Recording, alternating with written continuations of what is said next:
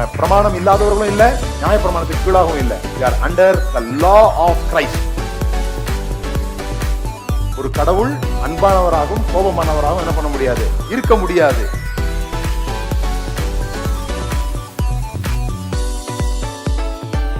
பாவத்தை வியாதியாக பார்ப்பதுதான் சுவிசேஷத்தை சரியாக புரிந்து கொள்ள உதவும்.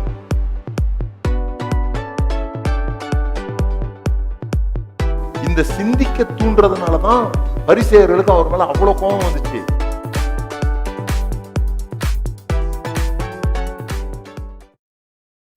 இயேசு அநேக அற்புதங்களை செய்தார்.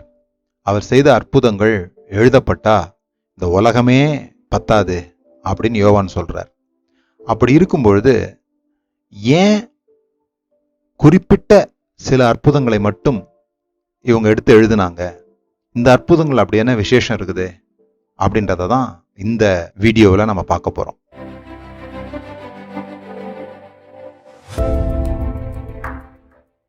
இயேசு குறிப்பாக குஷ்டரோகிகளை சுகமாக்கினார், கண்ணு தெரியாதவங்களை பார்வையடை செய்தார்.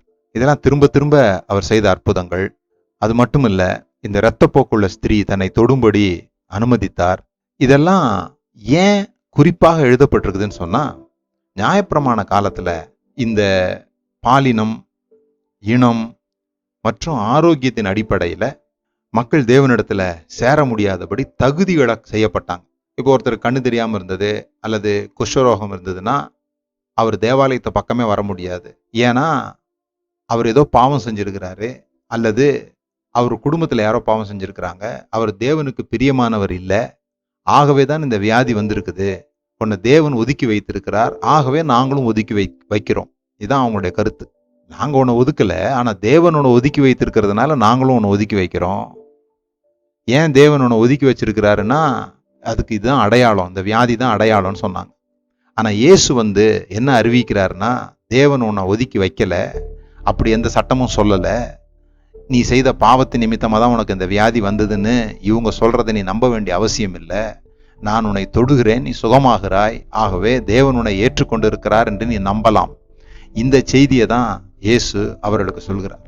மனிதர்கள் எப்பொழுது தாங்கள் புறக்கணிக்கப்பட்டதாக, தேவைப்படாதவங்களாக, உபயோகமற்றவர்களாக கருதுகிறார்களோ அப்பொழுதுதான் தங்களை கீழான வாழ்க்கைக்கு ஒப்படைத்து விடுகிறார்கள், அல்லது பாவம் என்று சொல்லப்படுகிற செயல்களை செய்வதற்கு தங்களை விட்டு கொடுக்கிறார்கள்.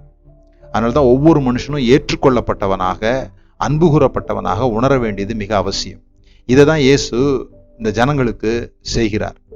இந்த மதங்கள் யாரை ஒதுக்கியதோ, மதங்கள் இதெல்லாம் நீ செய்ததுனால தான் தேவன் உன்னை புறக்கணிச்சிட்டாரு, நீ இப்படிலாம் வாழணும்னு சொல்லி மதங்கள் சொல்லும் பொழுது இயேசு சொல்றாரு, இல்ல இல்ல, நான் தொடுகிறேன், அப்படியானால் என்ன அர்த்தம் சொன்னா, தேவன் உங்களை ஏற்றுக்கொண்டிருக்கிறார், தேவன் உங்களை சுகமாக்குகிறார், ஆகவே நீங்கள் ஏற்றுக்கொள்ளப்பட்டவர்கள் என்பதை சுவிசேஷமாக அறிவிக்கிறார். இதுதான் சுவிசேஷம்.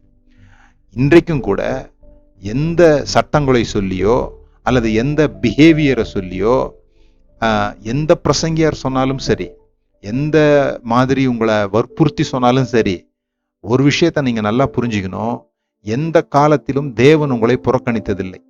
இன்றைக்கும் கூட மத அடிப்படையில, புஸ்தகத்தின் அடிப்படையில இதெல்லாம் நீ செஞ்சினா தேவன் உன்னை ஏற்றுக்கொள்ள மாட்டார், அதனாலதான் உனக்கு இந்த வியாதி வந்திருக்கு, அதனாலதான் உனக்கு இந்த பாடு வந்திருக்குன்ட்டு எவ்வளோ பேர் உங்களுக்கு சொல்லலாம். ஆனா இயேசு சொல்றதுல உறுதியா இருங்க, தேவன் உங்களை புறக்கணிக்கவில்லை, ஏற்றுக்கொண்டிருக்கிறார் என்பதை காண்பிக்கவே நான் இவர்களையெல்லாம் தொட்டேன் என்று அறிவிப்பதற்காக இவைகளெல்லாம் வேதாகமத்திலே எழுதப்பட்டிருக்கிறது. ஆகவே நீங்கள் வேறொரு நபரிடத்தில் அங்கீகாரத்தையோ பாராட்டையோ எதிர்பார்க்க வேண்டிய, தேட வேண்டிய அவசியம் இல்லை. இயேசு உங்களை நேசிக்கிறார்.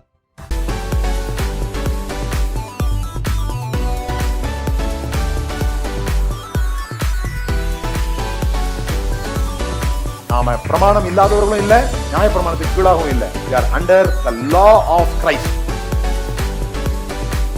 ஒரு கடவுள் அன்பானவராகவும் கோபமானவராகவும் என்ன பண்ண முடியாது, இருக்க முடியாது.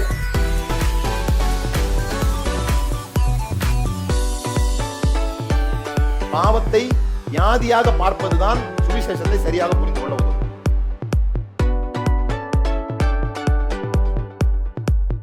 இந்த சிந்திக்க தூண்டுறதுனாலதான் பரிசேயர்களுக்கு அவர் மேல அவ்வளவு கோபம் வந்துச்சு.